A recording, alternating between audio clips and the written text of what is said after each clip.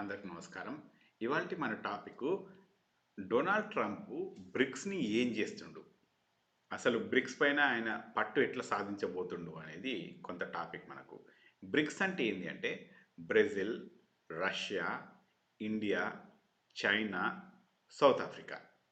ఈ 5 దేశాలు కలిసి వాళ్ళందరి మధ్యలో బిజినెస్ చేసుకోవడానికని చెప్పి పెట్టిన ఒక కూటమే బ్రిక్స్ అన్నమాట. అయితే దీనివల్ల ఎక్స్చేంజ్ ఆఫ్ ట్రాన్సాక్షన్స్ ఎట్లా చేసుకుందాం అనుకున్నానంటే ఒకటి చూపిస్తాను చూడండి ప్రజలారా. Just look at this. Basically వీళ్ళు ఏం చేశారంటే ఫస్ట్ ఇక్కడ మనం కొంచెం కిందికి వెళ్తాము. యా, వీళ్ళు బేసికల్లీ ఏం చేసిందంటే ఈ బ్రిక్స్ వాళ్ళు ఒక బ్యాంక్ లాగా పెట్టుకుంటారు. బ్యాంకులో డబ్బులు పెట్టుకుంటారు ఈ బ్రిక్స్లో. లెట్సే ఒక 5 పోర్షన్స్ ఉంటాయి కదా. 5 పోర్షన్స్ ఉంటే లెట్సే చైనా ఒక 20%, ఇండియా ఇంకొక 20%, ఇంకా రష్యా ఇంకో 20%, ఇంకా సౌత్ ఆఫ్రికా ఒక 10%, బ్రెజిల్ ఇంకో 10%, ఇట్లా వేసుకుందాం మనం. అయితే ఈ మోడ్ ఆఫ్ ట్రాన్సాక్షన్స్ వీళ్ళ వల్ల ఉంటుంది కాబట్టి వీళ్ళే బిజినెస్లు చేసుకుంటారు.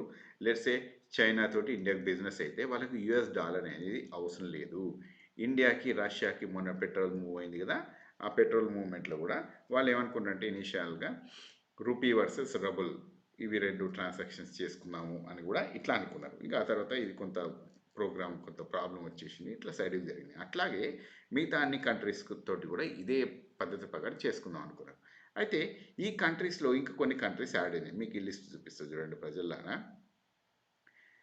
ఈ Brazil, Russia, India, China, South ఆఫ్రికాతో పాటు Egypt, Ethiopia, Iran and United Arab Emirates. Okay, so వీళ్ళు కూడా ఇందులోకి కలుస్తూ ఉన్నారు. ఓకే, కలిసిండ్రు. యాక్చువల్లీ వీళ్ళు కలిసిండ్రు. కలుద్దాం అనుకున్న వాళ్ళేమో టర్కీ, అజర్బైజాన్, మలేషియా, ఇంకా వీళ్ళు ఇంకా కలుద్దాం అనుకున్నారు. ఇంకా కొంతమంది ఏదో యాడ్ అవుతామన్నట్టే ఉందన్నమాట. అయితే ఇదంతటికి కారణం ఏంటంటే యుఎస్ డాలర్. యుఎస్ డాలర్ అనేది ఏంటంటే హైయెస్ట్ డామినెన్స్ ఉంది కాబట్టి వీళ్ళు ఆంక్షలు విధిస్తూ ఉంటారు. ఓకే, శాంక్షన్స్ క్రియేట్ చేస్తూ ఉంటారు ప్రతి దేశం పైన. ఎవరైనా కొద్దిగా మిస్బిహేవ్ చేసిండ్రు, అమెరికాకి వ్యతిరేకంగా చేసిండ్రు, ఇంకా కొన్ని ఏమైనా చిన్న చిన్న పొరపాట్లు ఎక్కడైనా చేసిండ్రంటే చాలా పెద్దగా వీళ్ళను టోల్ అయిపోతారు. వీళ్ళు చాలా పెద్దగా టోల్ అవుతారు. ఎందుకంటే యుఎస్ డాలర్ వీళ్ళకు ట్రాన్సాక్షన్స్ లేకుండా చేస్తారు. ఈ ఎకానమీస్ బాగా కొల్లాప్స్ అయిపోయే విధంగా ఉంటాయి. లెట్స్ సే ఇప్పుడు మనం వెనిజులాని చూసుకుందాం.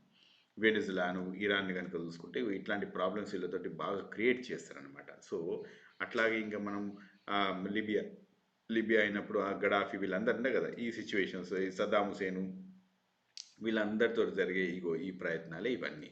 అయితే ఈ యుఎస్ డాలర్స్ని దీన్ని ధీటుగా కొట్టడానికే బ్రిక్స్ వాళ్ళు కొత్తగా వీళ్ళ టైప్ ఆఫ్ ఒక కరెన్సీ తీసుకొద్దాము అనుకుంటే ట్రంప్ ఏం చేసినట్టే ఇన్ కేస్ మీరు కనుక యుఎస్ డాలర్కి ఎదురుగా ఒకటి తీసుకొస్తే మీకు 100% టారిఫ్స్ పెంచుతా అని చెప్పిండు. చూడండి ఇటు ప్రజలారా. అంటే మనం ఒక ₹100 ప్రోడక్ట్ ఉంటే మామూలుగా ట్యాక్స్ ఎంత కడతాం? లెట్స్ సే 25% కడతాం అనుకుందాం. కానీ అట్లా కాదు.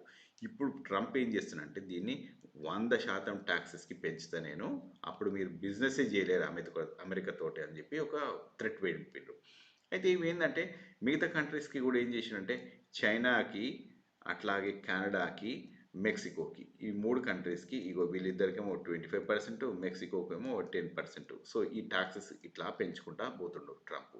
వీళ్ళకి ట్యాక్సెస్ ఇట్లా పెంచితే వీళ్ళందరూ ఏదో మాట్లాడుకుంటారు, ఏదో నడుస్తూ ఉంది అక్కడ ఇప్పుడు. అయితే ఏంటంటే మరి ఎందుకు అమెరికా తోటి ఇంత మనం భయపడాల్సిన అవసరం ఉందా అని అంటే ప్రాక్టికల్గా కనుక చూస్తే American economy 45% of the world economy అన్న టైప్లో ఉంటుంది. ప్లస్ వీళ్ళ బిజినెస్లు ఇంకో 20% with overlapping with other countries. అంటే వాళ్ళ దగ్గర ఉండే సౌత్ అమెరికా ఉంటుంది, sorry south Korea, let's say south Korea ఉంటుంది. ఓకే, అట్లాగే వీళ్ళకు కెనడా తోటి ఉంటుంది. ఇంకా అట్లనే ఇంకా మిడిల్ ఈస్ట్లో కొన్ని దుబాయ్ ఇవన్నీ ఉన్నాయి కదా, కువైట్, దుబాయ్, ఈ కంట్రీస్తో కూడా, అంటే సౌదీ అరేబియా, ఇవన్నీ వీళ్ళందరితోటి కలిసి కొంత బిజినెస్లు ఉంటాయి అన్నమాట వీళ్ళకి. ఎందుకంటే ఇవన్నీ allied nations.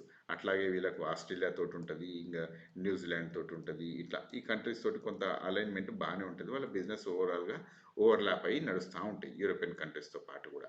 So 65% of the world business is trading along with America అని అనుకున్నప్పుడు ఇక 35% ట్రేడింగ్ ఉంటుంది. ఈ 35% ట్రేడింగ్లో మళ్ళీ చైనా ఉంటుంది, వీళ్ళు ఎంతగానో 20-25% ఉంటుంది. అంటే మిగతా అంత ట్రేడింగ్లు అన్నీ ఓవరాల్గా కలిపి కనుక చూసుకుంటే మిగతా కంట్రీస్ తోటి బిజినెస్ చేయడం చాలా కష్టం వితౌట్ యుఎస్ డాలర్.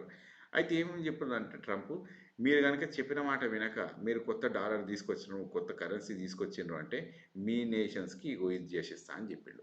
దాంతోటి ఏమైతదంటే వీళ్ళు ఇప్పుడున్న సిట్యుయేషన్‌నే వీళ్ళు అంతే వాడుకోవాల్సొస్తది. ఇంగ అంతకంటే ఎక్కువ వాడుకుంటాం అంటే కొద్దిగా ఇబ్బంది అయితది వీళ్ళకి గూడా. కనుక బ్రిక్స్ కొలాప్స్ అయ్యే అవకాశాలు చాలా ఎక్కువ. So, they are BRICS might collapse. Okay. ఇది ఒక పాయింట్. మరి ట్రంప్ ఎందుకు ఇట్లాంటి బిహేవ్స్ చేస్తా ఉంటాడు? ఏ పద్ధతుల ప్రకారం చేస్తా ఉంటాడంటే, ప్రజలారా నేను మీకోటి చెప్తా. ఇప్పుడు ఆయన అడ్మినిస్ట్రేషన్‌లో కొంతమందిని తీసుకుంటాడు. ఎట్లాంటి వాళ్ళని తీసుకుంటాడంటే, ఇగ వాళ్ళు తలతిక్క బిహేవియర్ చేసేటోళ్ళని తీసుకుంటాడు. వాళ్ళతోటి చేయాల్సిన పనులన్నీ చేసేస్తాడు. చేసేసిన తర్వాత వాళ్ళని అక్కడి నుంచి డిస్‌ప్లేస్ చేసి, ఆ ఏరియాస్‌లో ఎవరైతే ఎక్స్‌పర్ట్స్ ఉంటారో, వాళ్ళను సబ్జెక్ట్ మ్యాటర్ ఎక్స్‌పర్ట్స్ ఎవరెవరు ఉంటారో వాళ్ళను అక్కడ రీప్లేస్ చేస్తాడు.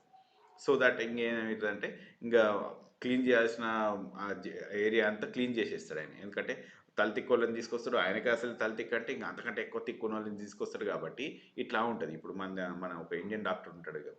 ఆయన ఏం చేసిండంటే ఫస్ట్ కోవిడ్ వచ్చినప్పుడు మాస్కులు లేవు, గీస్కులు లేవు, వ్యాక్సిన్ లేదు, ఏం లేదు. అందరూ ఓపెన్‌గా అట్నే తిరుగుండ్రి.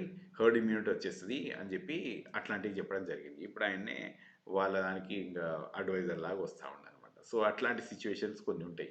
ఇప్పుడు అట్లాగే మనము వివేక్ రామస్వామి ఉంటాడు. వివేక రామస్వామికి మీకు ఒకటి చూపిస్తా. ప్రాబ్లమ్ ఏమైందంటే ఇక్కడ వివేక రామస్వామి లెట్స్ సే అమెరికాలో ఫెడరల్ జాబ్స్ అంటే ఇప్పుడు సెంట్రల్ గవర్నమెంట్ జాబ్స్ ఉంటాయి కదా!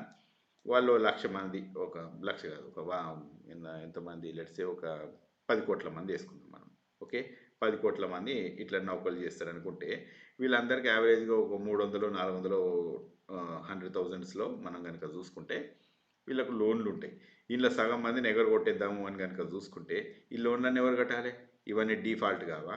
ఇవన్నీ డీఫాల్ట్ అయితే ఈ ఫ్యామిలీస్ అన్నీ మళ్ళీ రోడ్డు మీద పడతా ఉంటాయి. వీళ్ళందరికీ ప్రాబ్లమ్స్ అట్లా వచ్చే అవకాశాలు ఎక్కువ ఉంటాయి. సో, వీళ్ళు ఏదో ప్రక్షాళన చేద్దాము అన్న ఉద్దేశం ఉంటది. చేద్దాం అనుకున్నప్పుడు ఇగో ఇట్లాంటి వాళ్ళని ట్రంప్ తీసుకొచ్చి రామస్వామి ఇట్లాంటి వాళ్ళని తీసుకొచ్చి చేయాల్సిన క్లీనప్ అంతా చేసేసుకుంటాడు.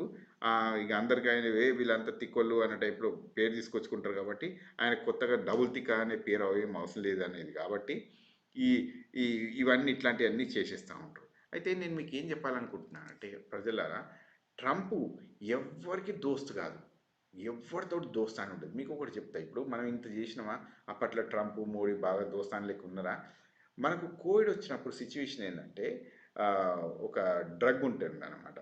దాని పేరు గాష్ బాయ్ ఆహ్, ఐవర్మెక్టిన్ సారీ. డ్రగ్ ఐవర్మెక్టిన్ ఉండే.